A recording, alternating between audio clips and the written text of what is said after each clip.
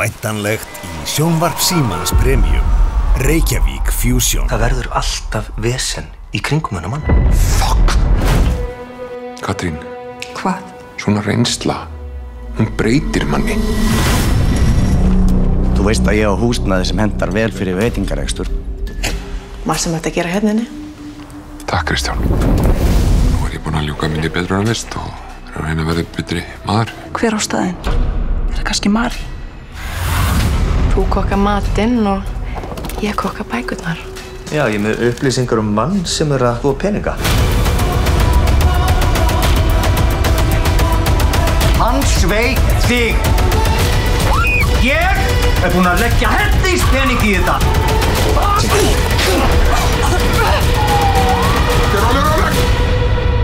Reykjavík Fusion.